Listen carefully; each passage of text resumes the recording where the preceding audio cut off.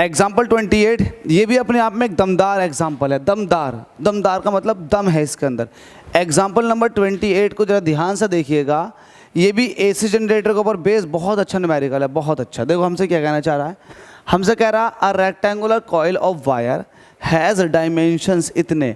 अब देखो डायमेंशंस जब इतने दे दे तो ये लेंथ होती है और ये उसकी ब्रेथ होती है, मतलब चौड़ाई।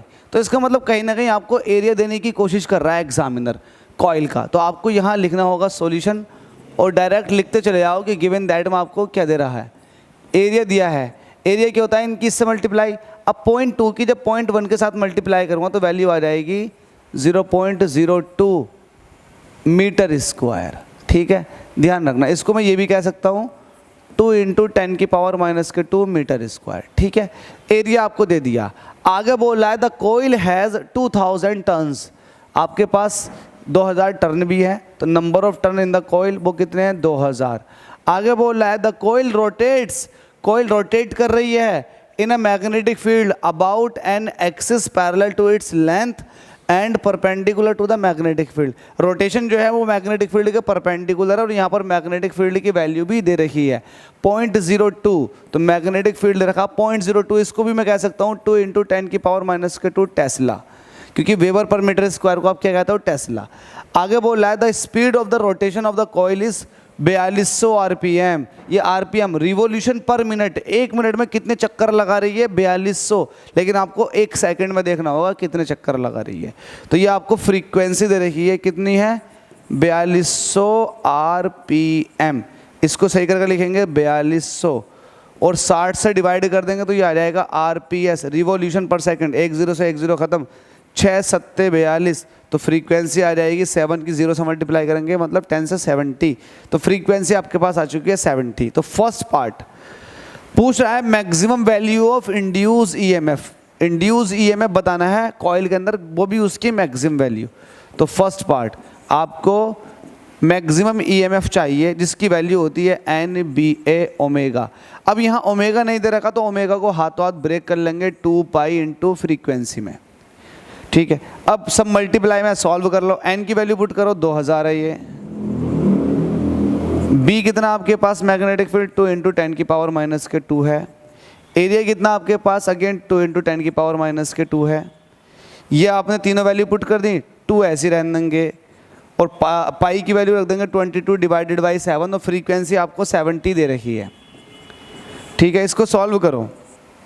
देखो 3 0 ये हैं और 1 0 ये है, तो ये 3 और हो गए 4 0। 4 0 का मतलब होता है 10⁻+4 और देखो 10⁻⁻4 ये दोनों बना देंगे तो पावर से ये 0 ख़त्म।